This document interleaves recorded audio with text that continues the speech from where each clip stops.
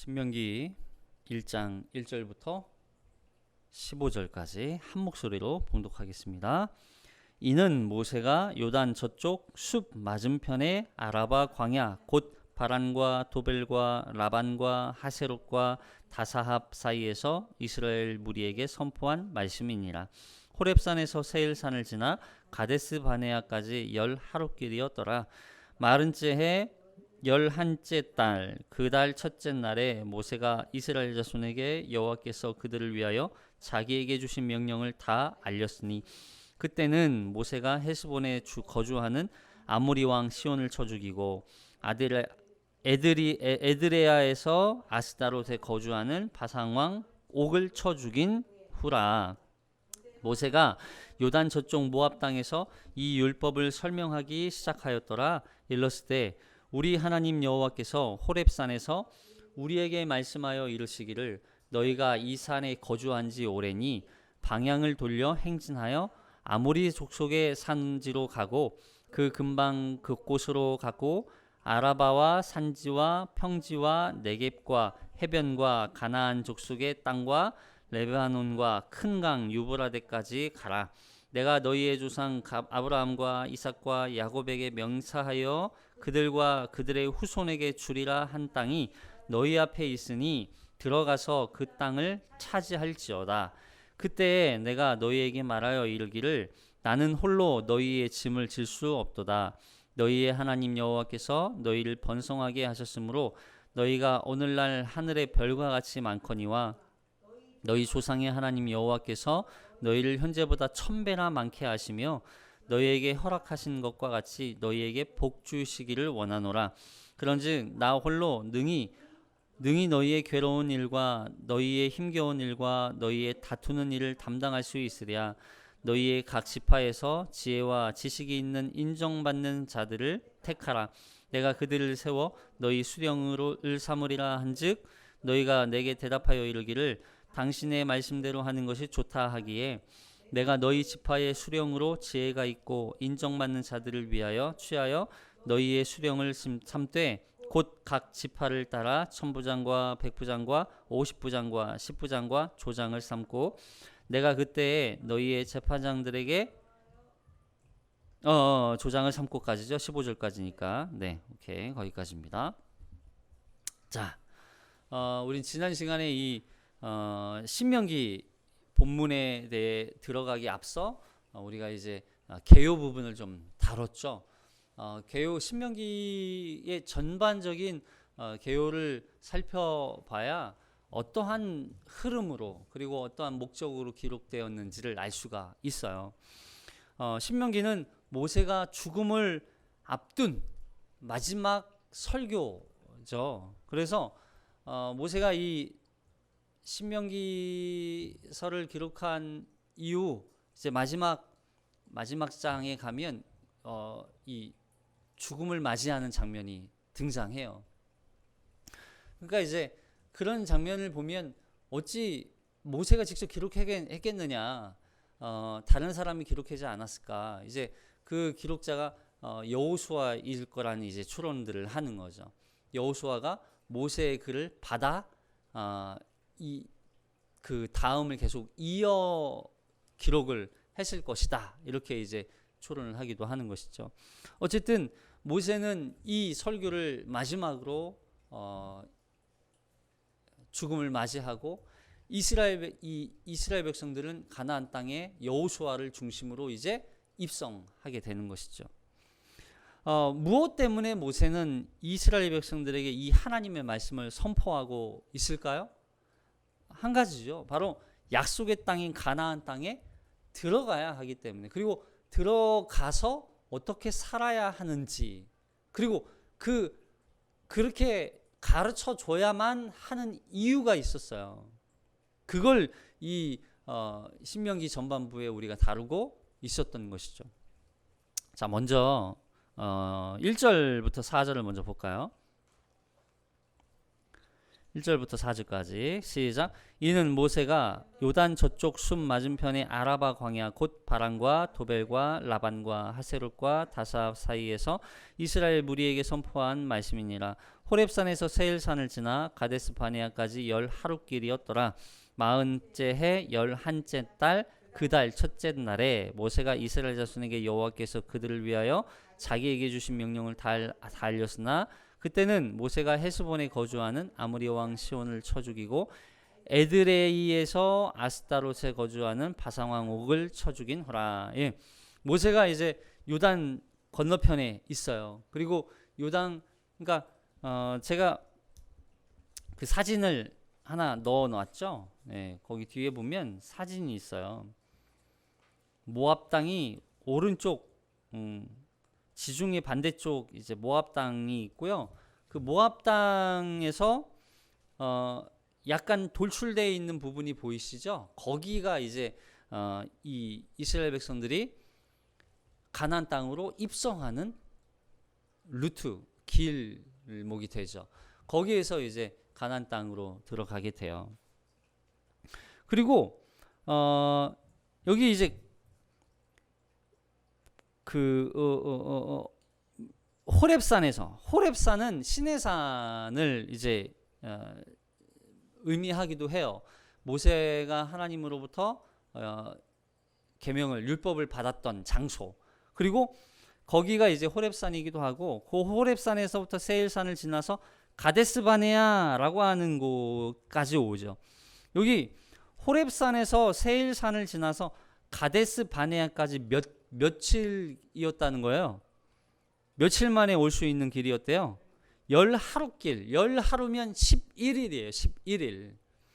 그러니까 홍해를 건너고 이제 이스라엘 백성들이 시내산, 여기서는 호렙산으로 기록이 되어 있어요. 호렙산에서부터 가데스 바네아까지 며칠? 10하루. 가데스 바네아는 어디냐면 가나안 땅 들어갈 길목에 있는 딱 경계선에 있는 지역이에요. 여기 네게브라고 하는 족속들이 사는 곳, 네게브 아래쪽, 네? 네게브 아래쪽에 있는 곳이 가데스 바네아예요. 그러니까 이제 그냥 가데스 바네아에서 몇 시간을 걷든 며칠을 걷기만 하면 그냥 바로 가나안 땅에 입성할 수 있는 곳이에요. 근데 지금 그 10하루길이었던 이곳이 갑자기 3절이 되면 뭐라고 고백이 나오냐면 3절에 보니까 40째 해래요. 40째 해. 갑자기. 호렙산에서 가데스 바네아까지 왔는데 이게 10하루길이었는데 갑자기 3절로 가면서 40째 해로 바뀌어버려요. 무슨 얘기예요? 이 가데스 바네아라고 하는 곳이 이 신명기서에서 그리고 이 가나안 땅 입성에 있어서 아주 중요한 길목입니다. 가데스 바네아라는 곳이 어떤 곳이에요?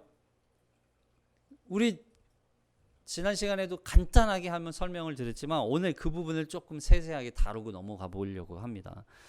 가나안 입성을 앞두고 모세가 몇 명의 정탐꾼을 보냅니까? 가나안 땅으로? 12명의 정탐꾼을 가나안 땅에 보내요.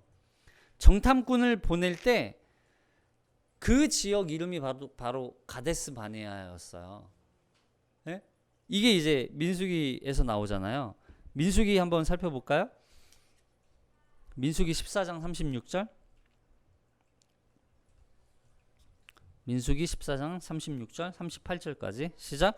모세의 보냄을 받고 땅을 정탐하고 돌아와서 그 땅을 악평하여 온 회중이 모세를 원망하게 한 사람 곧 그 땅에 대하여 악평한 자들은 여호와 앞에서 재앙으로 죽었고 그 땅을 정탐하러 갔던 사람들 중에서 오직 눈의 아들 여호수아와 여분네 아들 갈렙은 생존하니라. 이 이야기가 무슨 얘기인지 아시죠? 10명의 정탐꾼을 가나안 땅으로 보냈단 말이에요. 근데 40일 동안 정탐하고 돌아왔어요. 며칠이요? 40일 동안 정탐을 하고 돌아왔어요. 정탐을 하고 돌아온 12명이니까 12명의 사람들이 모여가지고 이제 모세에게 보고를 하는 거예요. 그리고 백성들에게 보고를 하는 거예요. 근데 10명의 이 정탐꾼들이 뭐라고 얘기해요? 못 간다, 못 간다. 우리는 거기 들어갈 수 없다. 우리는 거기 다 진멸하고 죽을 것이다. 결국 10명의 정탐꾼의 이 불신앙과 백성들의 이 원망에 결국 하나님께서 이들에게 징벌을 내리세요. 징벌을. 그 정탐했던 기간 40일을 1년씩 계산해서 몇 년 동안 이제 40년 동안 그래? 너희가 못 들어간다고? 그래 너희 들어가지 못해.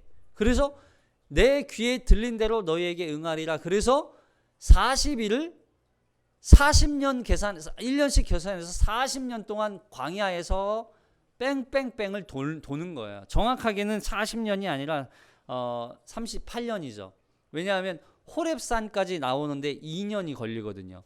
그리고 2년부터 광야에서 38년을 합쳐서 총 40년을 광야 생활을 해요. 결국 40년 동안 광야에서 방황하다가 결국 출애굽한 이 1세대들, 출애굽할 때 1세대들, 그리고 그러니까 부모 세대들이에요. 부모 세대들. 그 부모 세대들은 다 하나님의 진노로 결국 그들의 불신앙으로 인하여서 광야에서 다 죽고, 그 자녀 세대, 이 세대들과 여호수아와 갈렙만이 이제 가나안 입성을 앞두고 있는 거예요. 이들에게 과거에 너희 부모 세대가 너희 앞선 세대가 어떻게 하나님 앞에 불신앙해서 불순종해서 어떠한 진노를 받아서 어떠한 죽음을 맞이했는지 이들에게 지금 설명을 해주고 있는 거예요. 그래서 너희 부모에게 주어졌던 계명을, 율법을, 하나님의 이 모든 율법과 계명들을 다시 해석하고 정리해서 이 자녀 세대, 다음 세대에게 지금 전해주고 있는 거죠. 사실 이 가데스 바네아는요, 하나님이 이스라엘 백성들을 시험하기 위한 시험의 장소이기도 했어요. 애굽을 탈출해서 가나안 땅까지 가는 것은 하나님의 약속을 믿고 신뢰하는 것이 얼마나 중요한 것인지를 우리에게 가르쳐 주는 거란 말이에요. 하나님을 얼마나 믿고 신뢰하는가. 그런데 그 시험에 대한 결과는 뭐예요? 불신앙이에요. 불신앙. 믿지 않았다는 거예요. 그 하나님의 약속을. 결국 11일 10하룻길 만에 들어갈 수 있는 이 가나안 땅을 40년 동안 지금 허송세월하고 있고 방황하고 있는 거예요. 그 40년은 다음 세대에게는 무슨 의미가 되겠어요, 그러면? 예? 다음 세대, 그 자녀 세대들에게는 어떤 의미가 되겠냐고요. 그 이야기를 들으면서 우와, 우리는 저렇게 하나님의 심판, 진노, 징벌 받지 않아야 되겠구나. 우리는 그 과거에 있었던 그 일을 잊지 말아야 되겠구나. 그 일을 반복하지 말아야 되겠구나 라고 생각하지 않겠냐는 거예요. 그러면 잊지 말고 과거 부모 세대의 그 죄악들을 반복하지 않기 위해서는 뭘 해야 해요? 하나님의 말씀을 들어야 되는 거예요. 들어야 되는 거. 그래서 모세가 계속 들어라 이스라엘, 쉐마라는 단어를 그렇게 계속 강조해서 쓰고 있는 것이죠. 그래서 말씀을 들어라. 여호와께 돌아와서 너희는 말씀을 들어라. 그래야 너희가 과거 부모 세대들처럼 1세대처럼 광야에서 방황하다가 다 심판받아 죽임을 당하고 멸망당하지 않는다. 너희는 들어라. 돌아와서 여호와의 말씀을 들어라. 지금 그 말씀을 하고 계시는 거예요. 어쩌보면 여러분, 우리가 하나님 앞에 하나님의 은혜로 구원받았다고 우리가 그렇게 생각하면서 생각하면서 살다가 어쩔 때가 되면 말씀도 듣지 않고 하나님의 뜻대로 살지도 않고 구원받기 전의 인생하고 똑같은 인생을 살아갈 때가 있어요.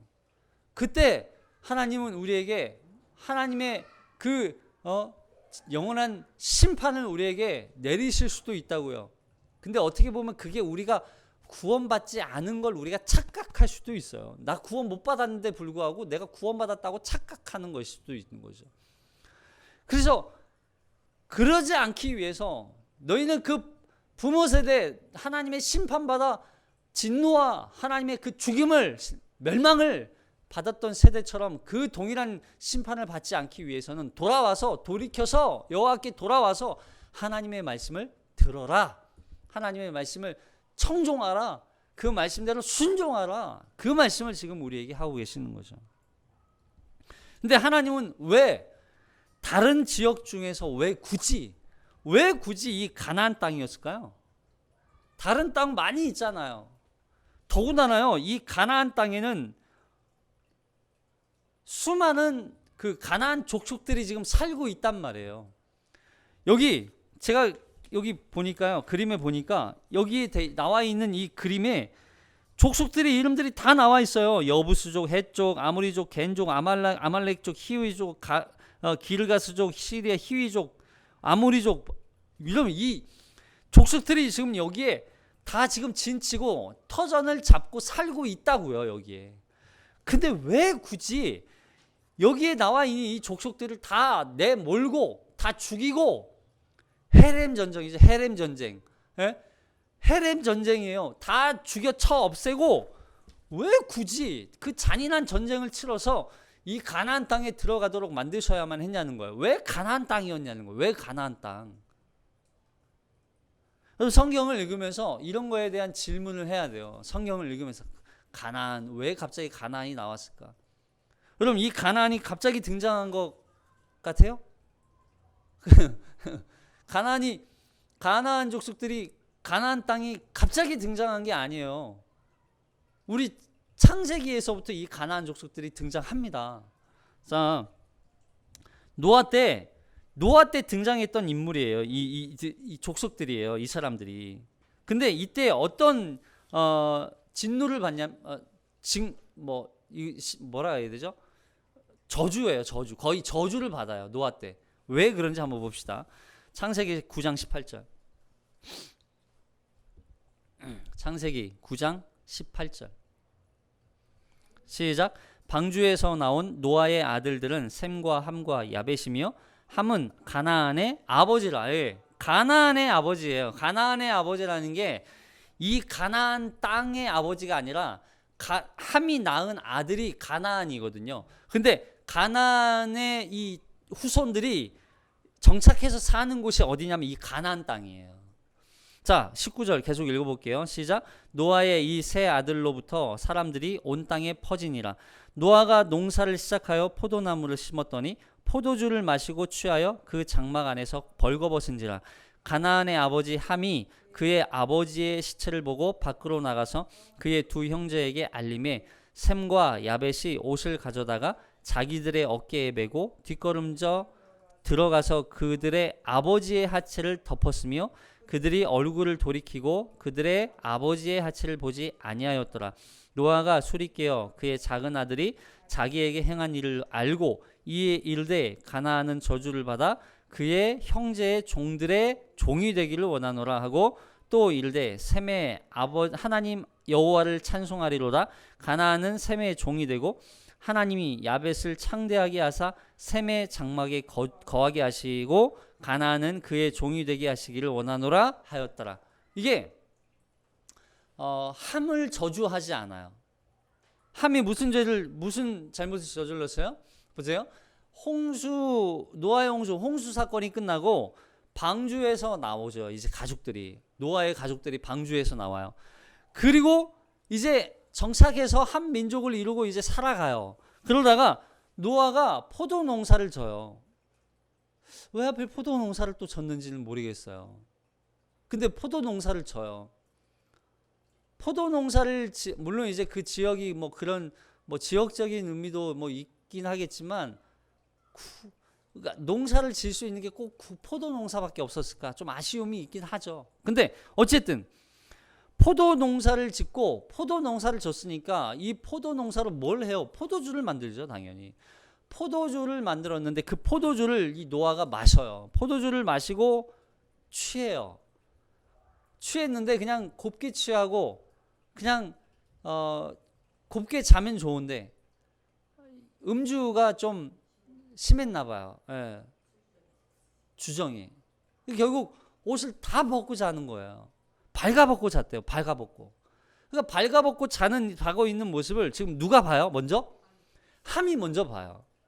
함이 그 모습을 보고 셈과 야벳 형에게 가서 뭘 하는 거예요? 그렇죠. 이야기하는 거예요. 흉을 보면서 가서 형들에게 이야기하니까 형들은 가서 이제는 야, 아버지를 덮어줘야겠다. 그래서 옷을 가져다가 아버지의 수치를 가려 덮어주는 거죠. 이 일을 노아가 들었어요. 그래서 이 일로 결국 함의 아들인 가나안이 저주를 받아요. 가나안이 저주를 받게 되고 그 일로 인해서 가나안 땅에 거주하고 있는 가나안의 이 후손들이 결국 이 가나안 땅의 이 성적인 타락과 우상 숭배를 일삼는 그런 죄악된 땅이 된 것도 결국 이 가나안의 저주와도 연관이 되는 거죠. 결국. 그래서 이 가나안 땅이 이 저주받은 땅인 것처럼 이제는 계속 내려오게 되는 것이죠. 그러다가 이 모세 때 이르러서 결국 가나안을 정복하는 일을 통해서 노아의 저주가 어떻게 돼요? 실현되는 거, 실현되는 거. 그때 이렇게 너희 형의 셈의 종이 되고 또 가나안은 그의 종이 되고 야벳의 종이 되고 결국 모든 종이 되는 그런 비참한 족속이 되는 이 인물들이 결국 가나안 족속이 되는 거예요. 근데 보세요. 그 이유 때문만은 아니에요. 왜냐하면 보세요. 자, 창세기 17장 1절. 가나안 땅은 그럼에도 불구하고 하나님께서 아브라함과 맺으셨던 이 언약, 아브라함, 이삭, 야곱과 맺으셨던 약속의 땅이었어요. 하나님은 왜 이런 땅에 약속을 하셨을까? 이런 땅을 주시겠다고? 왜 이런 땅을 약속으로 하셨을까? 자, 창세기 17장 1절.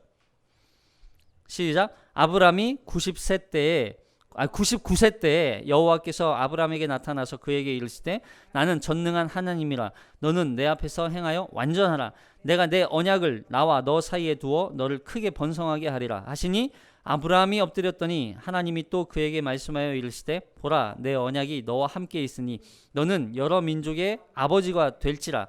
이제 후로는 내 이름을 아브라함이라 하지 아니하고 아브라함이라 하리니 이는 내가 너를 여러 민족의 아버지가 되게 함이라. 내가 너로 심히 번성하게 하리니 내가 내게서 민족들이 나게 하며 왕들이 내게로부터 나오리라. 내가 내 언약을 나와 너 및 내 대대 후손 사이에 세워서 영원한 언약을 삼고 너와 내 후손이 하나님이 되리라. 내가 너와 내 후손에게 내가 거류하는 이 땅 곧 가나안 온 땅을 주어 영원한 기업이 되게 하고 나는 그들의 하나님이 되리라. 그러니까 결국 보세요. 이 가나안이라고 하는 죄악된 땅을 죄로 인하여 저주받았던 이 가나안 땅을 하나님의 이 약속된 땅으로 하나님께서 약속을 통해서 이 하나님의 약속된 민족들이죠. 하나님의 민족, 하나님의 백성들을 이 더러운 죄악의 땅을 거룩하게 구별하게 하기 위해서 정결하고 거룩하게 구별된 땅이 되게 하시기 위한 하나님의 목적이 있었던 거예요. 그 죄악과 불의와 악독이 가득한 땅에 하나님의 백성들이 들어가서 그곳을 하나님의 공의와 인애와 의를 나타내는 하나님의 영광이 나타나는 거룩한 땅이 되게 하시기 위한 목적이 있었던 거예요. 그래서 죄와 저주의 땅이 하나님의 복의 땅, 축복의 땅이 되도록 하기 위한 목적이었던 거죠. 이해되시죠? 그래서 주변에 있는 다른 나라들이 이 구별된 하나님의 약속의 땅, 이 가나안 땅을 보면서 무슨 생각을 하겠어요? 아, 저 땅이야말로 하나님의 영광이 임하는 땅이구나. 하나님께서 약속으로 주신 땅이니까 저기가 바로 하나님의 땅이구나. 이 세상은 주변 나라는 강력한 어떤 지도력이 있는 왕정 통치, 왕이 통치하는 나라였다면 저 가나안 땅은 왕이 통치하는, 사람이 통치하는 땅이 아니라 이스라엘 백성들을 하나님이 다스리시고 통치하시는 하나님의 나라구나라고 하는 걸 저들에게 보여주기 위한 목적이 있었던 거예요. 그래서 하나님이 왕인 나라, 하나님께서 다스리시는 나라, 하나님께서 통치하시는 나라. 그래서 하나님이 통치하시는 나라는 어떤 나라? 말씀으로 다스리는 나라.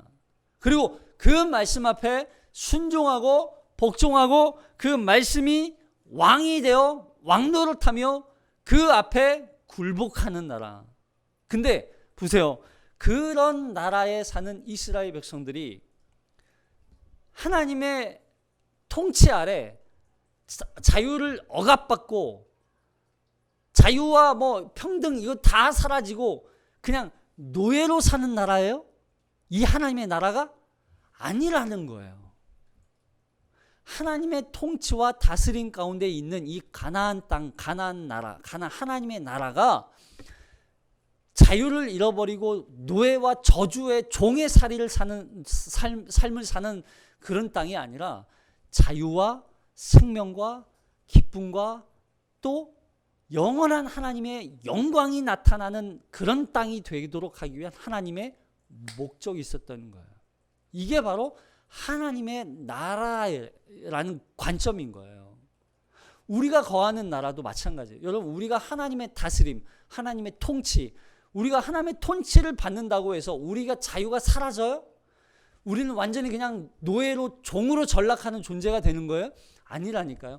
우리는 하나님의 나라를 우리의 자유의지로, 근데 이 자유의지가 이전에는 완전히 죄로 인하여서 오염되고 타락한 자유의지였지만 하나님의 성령으로 말미암아 거듭난 중생한 우리의 자유의지는 이제 우리의 생각과 마음이 성령님의 지배를 받아 하나님의 영광을 위해서 하나님의 나라를 살아가는 거예요. 자유와 생명을 가진 자로서 우리는 그 나라를 살아가는 거예요.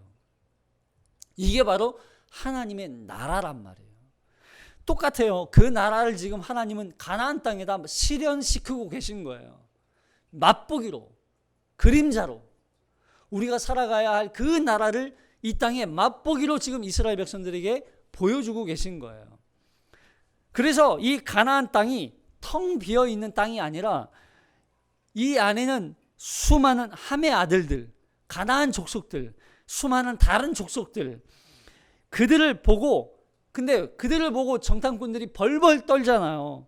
우리는 그들을 몰아내지 못합니다. 우리는 그들에게 패배할 것입니다. 우리는 죽을 것입니다. 그렇게 보고해요. 민수기 13장 한번 볼까요?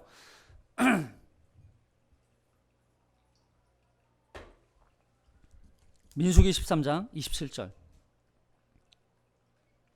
시작. 모세에게 말하여 이르되 당신이 우리를 보낸 땅에 간즉 과연 그 땅에 젖과 꿀이 흐르는데 이것은 그 땅의 과일이니이다. 그러나 그 땅 거주민은 강하고 성읍은 견고하고 심이 클 뿐 아니라 거기서 아낙 자손을 보았으며 아말렉인 남방 땅에 거주하고 헤딘과 여부스인과 아모리인은 산지에 거주하고 가나안인은 해변과 요단가에 거주하더이다. 갈렙이 모세 앞에서 백성을 조용하게 하게 이르되 우리가 곧 올라가서 그 땅을 취하자. 능히 이기리라 하나 그와 함께 올라갔던 사람들은 이르되 우리는 능히 올라가서 그 백성을 치지 못하리라. 그들은 우리보다 강하니라 하고 이스라엘 자손 앞에서 그 정탐한 땅을 악평하여 이르되 우리가 두루 다니며 정탐한 땅은 그 거주민을 삼키는 땅이요 거기서 본 모든 백성은 신장이 장대한 자들이며 거기서 네피림 후손인 아낙 자손의 거인들을 보았나니 우리는 스스로 보기에도 메뚜기 같으니 그들이 보기에도 그와 같을 것이니라. 근데 여기 보세요. 우리는 그들 앞에 우리는 메뚜기다 이렇게 고백하잖아요. 우리는 이겨서 승리할 수 없습니다. 여기 네피림의 후손이 나와요. 네피림의 후손. 네피림의 이 후손 할 때 함의 아내 셈, 함, 야벳, 함의 아내 노아의 아들이잖아요. 함의 아내가 네피림의 후손이었어요. 그러니까 네피림은요 노아 때에도 등장하는 족속들이었어요.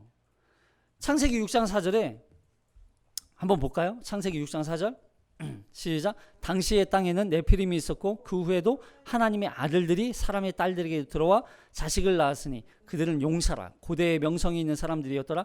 여호와께서 사람의 죄악이 세상에 가득함과 그의 마음으로 생각하는 모든 계획이 항상 악할 뿐임을 보시고 땅 위에 사람 지으셨음을 한탄하사 마음에 근심하시고 이르시되 내가 창조한 사람을 내가 지면에서 쓸어버리되 사람으로부터 가축과 기는 것과 공중의 새까지 그를 하리라. 이는 내가 그것들을 지었음 한탄함이니라 하시니라. 그러나 노아는 여호와께 은혜를 입었더라. 그리고 노아의 홍수가 사건이 일어나게 되는 거예요. 네피림은 결국 하나님을 대적하고 하나님의 백성들을 대적하는 사람들로 비유적으로 사용하기도 해요. 그래서 하나님의 계획을 회방하고 또 장대하고 난폭하고 또 침략하는 사람들을 네피림 족속이라고 보는 거예요. 이들을 보고 정탐꾼들이 기겁을 하죠. 기겁을 해요. 막 장대한 그들을 보고 우리는 그들과 싸울 수 없습니다. 우리는 메뚜기입니다. 아니 어떻게 아무리 그들이 그렇게 크다고 할지라도 우리를 어떻게 그 사람들을 메뚜기라고 표현하겠어요. 그렇게 기겁하고 메뚜기라고 표현하고 있는. 근데 그 와중에도 여호수아와 갈렙은 뭐라고 고백합니까? 자, 민수기 14장 6절 시작. 그 땅을 정탐한 자 중 눈의 아들 여호수아와 여분네의 아들 갈렙이 자기들의 옷을 찢고 이스라엘 자손의 온 회중에게 말하여 이르되 우리가 두루 다니며 정탐한 땅은 심히 아름다운 땅이라. 여호와께서 우리를 기뻐하시면 우리를 그 땅으로 인도하여 들이시고 그 땅을 우리에게 주시리라. 이는 과연 젖과 꿀이 흐르는 땅이니라. 다만 여호와를 거역하지는 말라. 또 그 땅 백성을 두려워하지 말라. 그들은 우리의 먹이라. 그들의 보호자는 그들에게서 떠났고 여호와는 우리와 함께 하시느니라. 그들을 두려워하지 말라 하나. 보세요. 여호수아와 갈렙의 고백과 나머지 10명의 고백의 차이는 뭐예요? 하나님이 함께 하신다는 걸 믿느냐 안 믿느냐의 차이예요. 10명의 다른 정탐꾼들은 뭐예요? 하나님은 보이지 않아요. 그들이 보이는 거예요. 근데 여호수아와 갈렙의 고백은 그들이 보이지 않아요. 그들보다 더 크고 놀라운 누가 보여요? 하나님이 보이는 거예요. 결국 가나안 땅에 들어가는 거, 이 가나안 땅을 정복하는 건 이스라엘 백성들의 어떤 능력으로 가능한 게 아니라는 거예요. 생각해 보세요. 이스라엘 백성들은요, 지금 여기 오기 전까지 뭐 했어요? 광야에서 40년 동안 보냈죠. 그 전에는 뭐 했어요? 그 전에 뭐 했어요? 노예였잖아요. 출애굽 애굽에서 430년 동안 노예살이 했단 말이에요. 다 해봤자 470년 동안 노예살이하고 아무것도 뭐 그냥 시키는 대로 일만 했을 뿐이고 광야에서 40년 동안 허송생활하고. 여러분, 이 사람들이 지금 이 가나안 족속들하고 지금 싸워야 돼요. 전쟁해야 돼요. 누가 이기겠어요? 당연히 가나안 족속들이 이기죠. 이거는 그냥 계란으로 바위치기예요. 물론 어떤 학자들은 이스라엘 백성들이 인원이 많으니까 인해전술로 인원이 많으니까 싸워서 이길 수 있을 것이다. 그래서 두려워하지 말라 이렇게 얘기했을 거라는 거죠. 근데 아무리 많아도 여기 전쟁에 능한 네피림 족속들, 아무리 족속들, 여러분 이 사람들하고 싸워서 싸울 가망성이 없어요. 가능성이. 그러니까 결국 이 전쟁의 승패는 누구에게 달린 거예요? 하나님께 달려 있었던 거예요.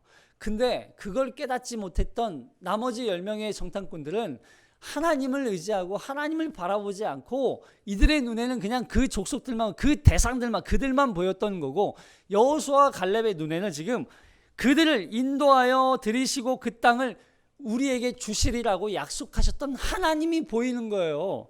그 차이인 거죠. 결국 이 사람들을 데리고 가나안 사람들과 전쟁에서 승리할 수 있도록 인도하시는 분은 여호와 하나님 한 분밖에 없다는 고백을, 이들의 고백을 입술을 통해서 고백하기를 원하셨던 거예요. 하나님은 여기 우리를 그 땅으로 인도하여 들이시고 그 땅을 우리에게 주시리라. 어떻게 가능해요? 하나님의 약속이었어요. 그러니까 우리는요, 하나님을 신뢰해야 돼요. 근데 하나님이 신뢰할 때 무슨 기준으로 하나님을 신뢰해요? 약속을 믿고. 따라합시다. 약속을 믿음으로 말미암아. 약속을 믿음으로 말미암아 우리는 그 하나님을 신뢰하는 거예요. 약속을 신뢰하는 거예요. 그래서 우리 약속을 믿고 우리는 하나님을 따라가는 거예요. 뿐만 아니라 그들의 보호자는 그들에게서 떠났어요. 여기 몇 절이에요? 9절에 보니까 우리의 먹이라 그래놓고 그들의 보호자는 그들에게서 떠났고, 그들의 보호자는 이미 그들에게서 떠났어요. 이미 하나님은 영적인 세계에서 하나님은 승리해 놓고 시작하는 전쟁이란 말이에요. 지금 이게. 왜냐하면 그 당시 고대 시대에서는 전쟁이다 그러면 항상 신과 신의 전쟁이었어요. 하나님과 우상의 대결이었단 말이에요. 이 가나안 땅에 있는 수많은 우상들이 있었지만 하나님은 이미 이 우상들을 이미 다 없애놓고 이제는 이미 승리한 전쟁을 너희가 그냥 들어가서 차지하기만 해라. 지금 그 말씀하고 계시는 거예요. 근데 거기에 지금 믿음 없음을 고백하고 있는 거죠. 그래서 출애굽기 14장 13절 모세가 그래서 출애굽할 때 이렇게 고백하잖아요. 선포하잖아요. 출애굽기 14장 13절 모세가 시작. 모세가 백성에게 이르되 너희는 두려워하지 말고 가만히 서서 여호와께서 오늘 너희를 위하여 행하시는 구원을 보라. 너희가 오늘 본 애굽 사람을 영원히 다시 보지 아니하시리라. 여러분, 하나님 앞에 두려워하지 않을 수 있는 이유가 뭐예요? 가만히 서서 여호와께서 오늘 우리를 위하여 일하시는 것을 우리는 보라는 거예요. 보라. 우리가 싸우는 게 아니라니까요. 우리가 두려워할 필요 없어요. 그래서 하나님이 대신 우리를 위해서 이미 다 모든 전쟁의 승패를 다 해결해 놓으셨어요. 그 하나님을 우리는 의지하고 바라보는 거예요. 자, 여기 4절에 아모리 왕 시온과 바산 왕 옥을 쳐 죽인 후라 그러죠. 신명기 1장 4절 시작. 그때는 모세가 신명기 1장 4절 시작. 그때는 모세가 헤스본에 거주하는 아모리 왕 시온을 쳐 죽이고 에드레이에서 아스타롯에 거주하는 바산 왕 옥을 쳐 죽인 후라. 이 왕들은요, 이스라엘이 가나안 정복 전쟁을 할 때 방해했던 왕들이에요. 근데 이 왕들이 패망하게 하신 분이 누구예요? 하나님, 여호와 하나님이세요. 이것을 기억하라는 거예요. 너희가 이 전쟁을 너희가 전쟁의 기술이나 너희 실력이나 능력이나 어떤 지혜로 이 전쟁을 이긴 승리가 아니라 여호와 하나님께서 그 약속을 지키시기 위해서 너희에게 약속인 이 가나안 땅을 이미 주겠다고 약속하신 그 약속을 하나님이 지키시기 위해서, 그 약속을 누가 지켜요? 우리가 지켜요? 아니라고요. 우리는 그 약속을 못 지켜요. 하나님이 지키는 거예요. 그 약속을 하나님이 지키시기 위해서 이 전쟁을 승리하게 하시는 거예요. 할렐루야. 이 전쟁을 승리하게 하셨기 때문에 너희는 이거 기억하라. 두려워하지 말고 그 약속을 지키시기 위해서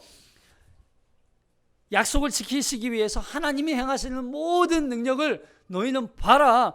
그 어떤 이 세상 강력한 왕도 대적들도 그 앞에 막을 수 없다 하는 걸 너희가 기억하라. 이 말씀하고 계시는 거예요. 자, 그리고 나서 이제 율법을 설명하시죠. 자, 신명기 1장 5절 신명기 1장 5절 시작. 모세가 요단 저쪽 모압 땅에서 이 율법을 설명하기 시작하더라 일러스되. 이러면서 모세가 설교를 시작해요. 그러니까 결국 이스라엘 백성들이 이 가나안 땅을 들어가는 데 있어서 지금 부모 세대가 아니에요. 자녀 세대들이에요. 다음 세대란 말이에요. 이거 기억하셔야 돼요.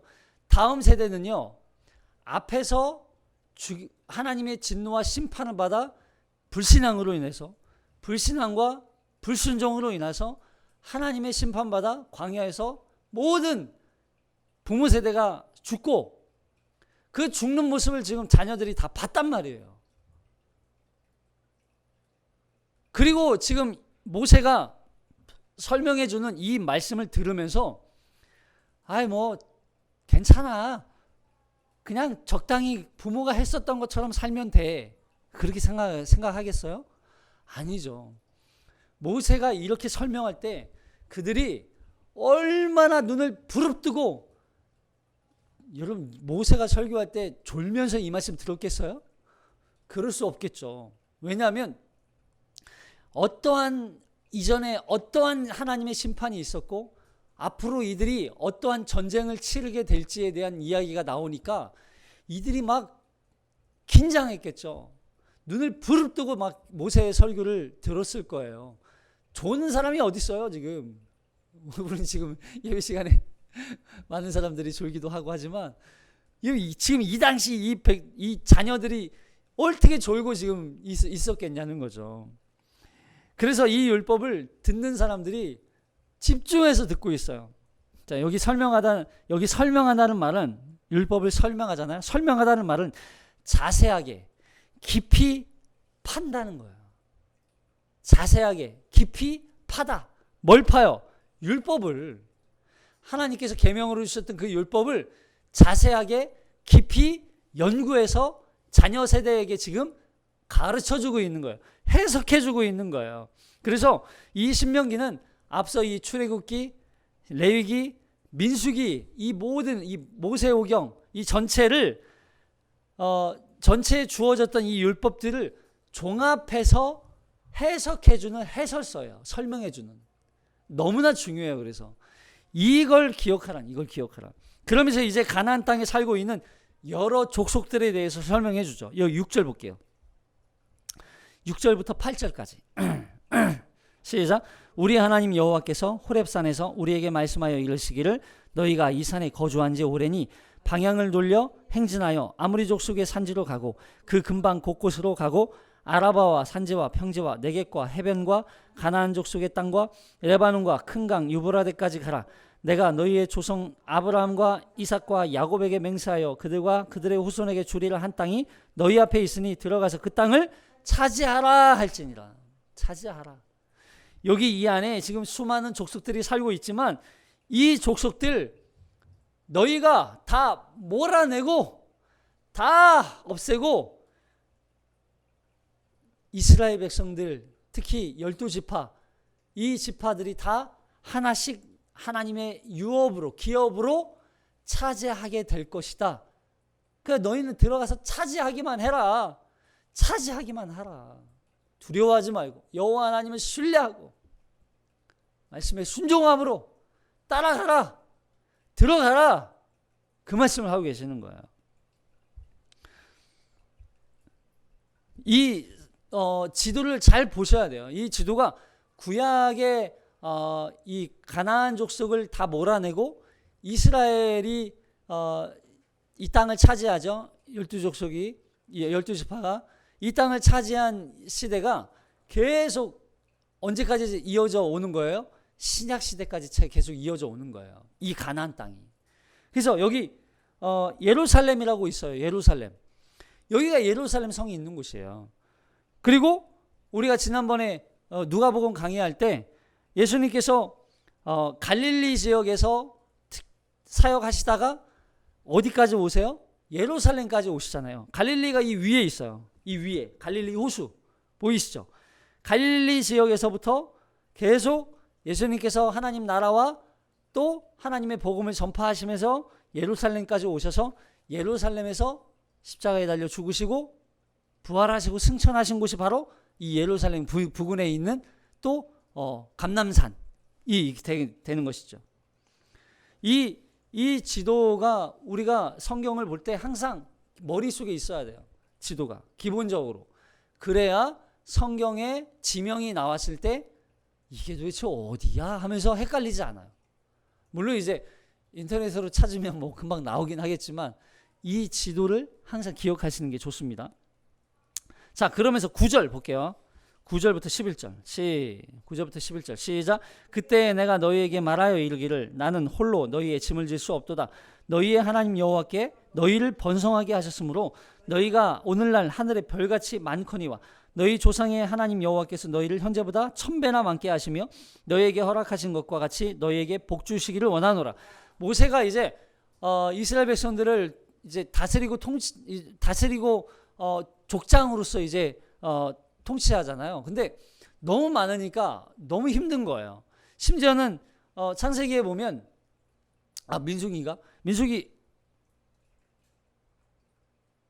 출애굽기고요. 출애굽기에 보면 출애굽기에 보면 모세의 장인 이드로가 너무 힘드니까 이 사람들이 와가지고 막 여기도 똑같잖아요. 그 많은 사람들이 지금 모세에게 와서 싸우고 다투고 뭐 했을 때 모세에게 와서 어떻게 해야 되냐 뭐 재판해달라 막 하루 아침부터 저녁까지 막 와가지고 하거든요. 상담하거든요. 그게 너무 힘든 거예요. 그러자 이제 모세의 장인 이드로가 이 모세에게 내 말대로 해라. 그러면서 지도자를 세워요. 그게 여기 등장해요. 신명기 1장 12절 볼게요. 먼저.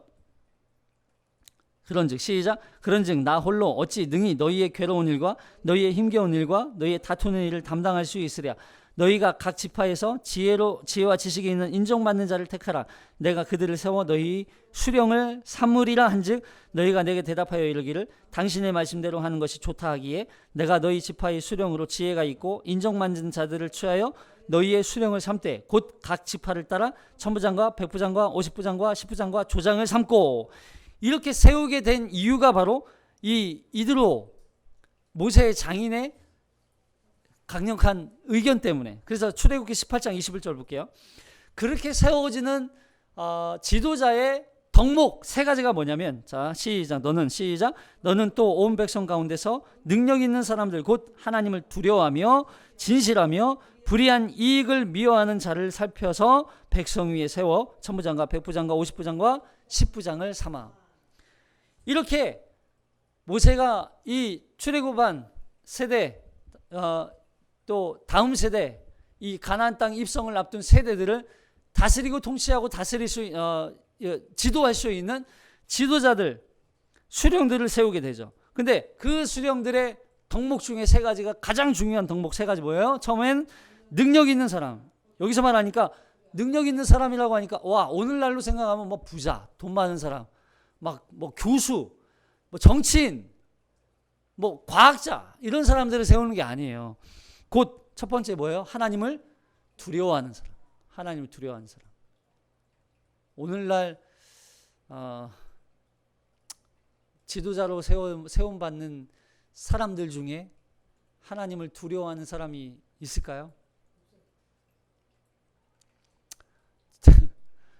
질문이 잘못된 것 같아요. 그런 사람이 없을 것 같아서 너무나 안타깝죠. 하나님을 두려워하는 사람이 지도자가 될 때 하나님의 약속의 땅, 하나님의 모든 은혜를 이 땅에 실현할 수 있는 사람이 지도자가 되었으면 좋겠어요. 그리고 하나님을 두려워하는 사람이죠. 그리고 진실하며. 이것도 좀 걸려요. 그죠? 지금 우리 지도자를 보면 항상 걸려요. 진실하며. 그리고 불의한 이익을 미워하는 자.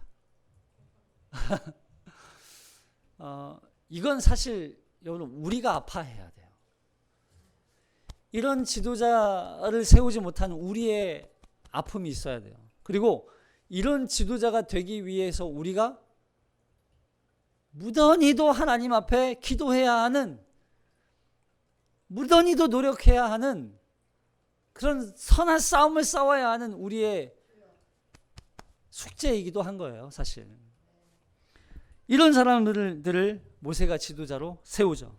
자, 이렇게 해서 모세를 중심으로 그러니까 모세가 이제 마지막 죽음을 앞둔 설교를 시작하게 됩니다. 여러분, 이 설교를 듣는 다음 세대 백성들, 이스라엘 백성들 입장에서 이 말씀을 들어야 돼요. 그리고 모세의 관점에서 이 말씀을 들어야 되고, 결국 이 모세의 마음은 누가 주신 거예요? 하나님이 이 마음을 주셨어요. 모세를 통하여서 이 이스라엘 백성 다음 세대들에게 이 말씀을 선포하고 계시는 거예요. 결국 결론적으로 하나님께서 이 이스라엘을 향한 모든 축복은 이미 약속으로 주셨어요. 여러분, 오해하시면 안 돼요. 우리에게 주신 모든 축복은요, 이미 주신 거예요. 뭘로? 약속으로. 앞으로 너희가 받게 될 거야, 이게 아니에요. 우리는 이미 약속으로 그 하나님의 약속으로 모든 복들을 다 받은 자들이에요. 근데 그 받은 복을 믿음으로 하나님을 신뢰하는 자가 그 복을 누리며 사느냐, 아니면 그 복을 계속 잃어버리느냐의 차이죠. 여러분, 이스라엘 백성들에게 지금 여기 이 모든 지파들, 이 족속들을 다 몰아내고 어디까지 차지하라고 말씀하냐면, 가나안 족속의 땅과 레바논과 큰 강 유브라데까지 가라, 이렇게 말씀하세요. 여러분, 유브라데는 이 북쪽에 있는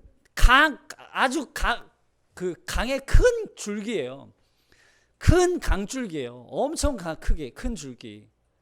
이 큰 강줄기를 타고 하나님의, 근데 보세요, 이 강 유브라데 땅 강까지 나오는 이 이유가 있어요. 왜냐하면 이 가나안 땅은요, 제2의 에덴이거든요. 에덴 땅에도 큰 강이 흘러요. 에덴 땅에도. 근데 그 강이 이 범죄, 아담의 범죄로 인하여서 이 가나안 땅으로부터 추방되잖아요. 가나안 땅이 어딘지, 에덴 땅이 어딘지는 정확하게 알 수는 없지만, 이 에덴 땅으로부터 추방당한 이 아담의 후손들, 이들이 하나님의 약속을 받아 다시 가나안 땅으로 들어갈 때, 에덴 땅에서 추방될 때 동쪽으로 추방됩니다.